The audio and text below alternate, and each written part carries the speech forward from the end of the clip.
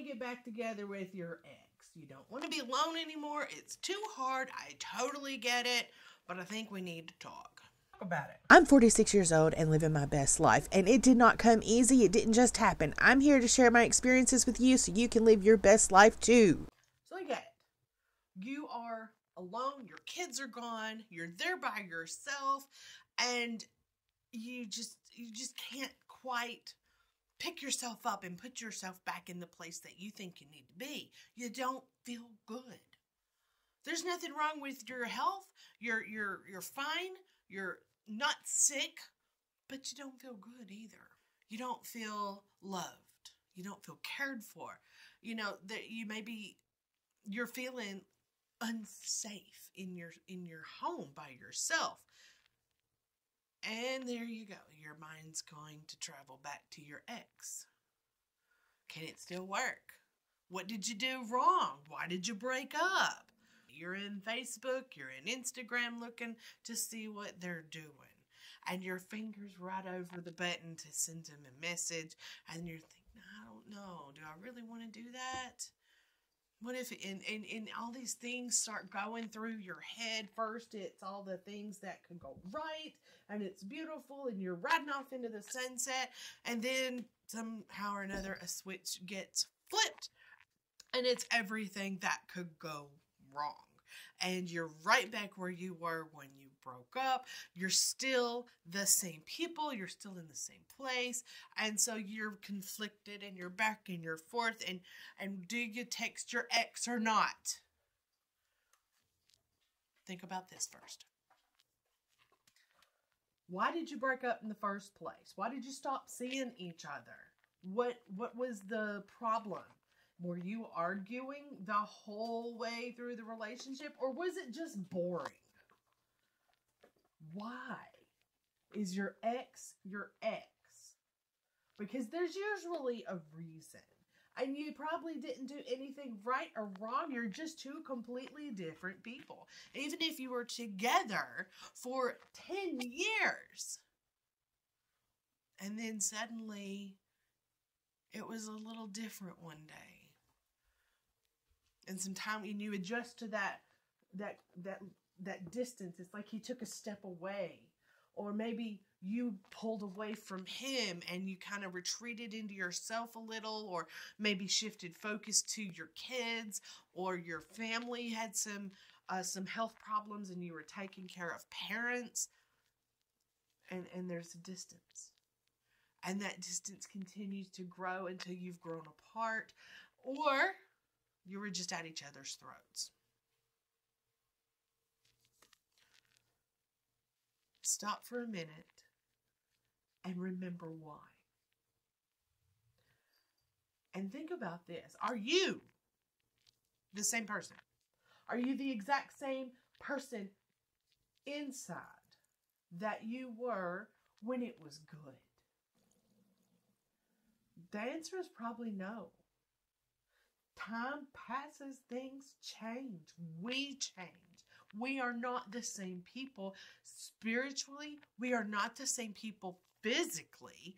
We are not the same people emotionally. Because while our body is doing stuff like, I got white streaks. Well, I don't know. What is this? You know, I've got a white hair or two in my eyebrows. And, you know, I'm noticing some lines in some places.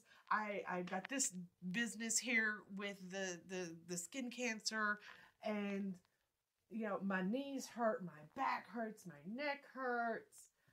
I don't have as much energy as I used to. My body has aged. But while my body has aged, my spirit has flourished and grown to a place of wisdom and knowledge and understanding.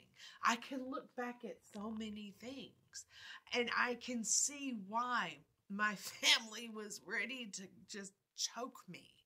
I can look back at my friends and see why they stopped even trying. I can look back at myself and I see I'm not the train wreck that I was 10 years ago. I can see that I'm not the same person that was head over heels with a guy that was, I thought, the best thing in shoe leather. Until I found out our whole life had been built on a lie. And I was paying the price. He is paying his own price in a place separated from society for quite some time. I was left here to take care of a life that two people built. I was left with a broken heart in so many pieces. I didn't think I would find my way out again. And I didn't. I did not go back to the person I had been before. I became a different person. I became a little better. I healed. When I could finally let go of trying to unfuck a situation that I didn't fuck in the first place, when I stopped trying to hold place in my life for somebody that does not fit, when I finally learned who I was, what I was capable of, and what I can do on my own, I didn't need anybody else to help me anymore. That's where I am now. I don't need anybody to tell me they love me because I love myself more than anybody else ever could. I don't need anybody else to provide for me because I can provide for myself. I learned to follow a passion that has led me to the best job I've ever had. And it gives me enough money to support myself. Yes, I have a side hustle, but because I want to do more. And if I want to do more, I can either sit here and complain about it and look at pictures of Colorado and the mountains and the springs and the creeks and the places I want to go. I can look at pictures and videos of hikes through the garden of the gods.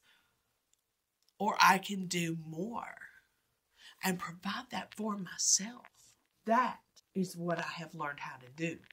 Living on my own. Being left with nothing. Being left with everything that I could not hold on to. It was too heavy because it was not built for me. This life is built for me. I built it for me without the help of anybody else. And I do not require the assistance of another person to maintain it. So ask yourself now, what are you willing to do to give yourself everything you need, everything you think you want from your ex, because you're staring at his Facebook and the whole relationship from beginning to end, and then the pick up and go again is playing on a loop in your head and you don't know what to do. Put the phone down, get off of his profile, and go look in the mirror and ask yourself, why can't I do this for myself? What is stopping me? What am I afraid of? What is it going to take? Do I need to get a different job? Do I need to get a second job? Do I need to pick up a side hustle? Do I need to stop spending so much money? And you just do whatever it takes. Because when you do that, everything means more. Everything has more meaning. I don't have a lot of things. I am not wealthy. But the things that I do have hold more meaning and more value to me than the nicest things I had that I didn't really work for. And I don't even have those things now. They're gone. Because that life is gone. I have a few things in boxes that remind me of those days because it reminds me of one moment. And I will still have that moment if I want to revisit it. And it can be beautiful. And then I can put it back where it belongs. Like watching a movie that you've already seen. You can do this on your own. You don't have to go changing yourself to fit somebody else's definition of a perfect person or a perfect mate. You can do this. You have it inside you. Just calm, breathe, take a deep breath, get off of Facebook, and take a look around. Clean your house. Your house is your internal space. Get rid of everything that makes you feel bad. Get rid of the stuff that you don't need anymore. Throw it out. See yourself going through your house and picking up boxes and looking inside and seeing a scary thing, seeing snakes or something, spiders. Throw it out because you don't want to go back there. You're not that same person, and neither is he. I had a crush for so long on my high school sweetheart, and during a really bad time in my life, one of those times when I was homeless, we kind of met up, and I thought I wanted to get back together with him. But here was the part that I finally understood. Exes are exes for a reason. I wasn't the same person I was when I was 16 years old. I was 36. I wasn't the same person, and neither was he. He tried to be. He tried to act like that horny 16-year-old, but I wasn't impressed. He was not the man that he could be. He was a man trying to be a boy. And I had been through some things, and that did not impress me. And I got over that crush. It took 20-something years, but I got over that crush that night. And I've never tried to get an ex back since. Now, I haven't been single since then. I held on to a relationship for 2 years after this dude got locked up. Because I couldn't love myself. I couldn't let myself be loved by me. I thought it had to come from another person. And when enough was enough, when I couldn't put my life on hold anymore, I had to put an end to it. And when that happened, when I took that step, everything changed. I tried dating. It was a miserable failure. And then I just stopped. And I looked at myself and I said, I can do this. I don't need somebody else. I can be emotionally independent. I can love myself. I can provide for myself. I make myself feel safe in my own home. I will defend my home because I am good in my own space. I'm good in my own energy. This is my time to do what I want to do. And I don't require somebody else to do it for me or with me or to me. I've had enough. And I'm not miserable. I'm not salty about it. I feel really good. I enjoy my life now more than I ever have before. And it's because I finally let myself love myself, trust myself, follow my instincts, and do what I need to do to make my life better. But it starts with loving yourself. None of it will come together without that.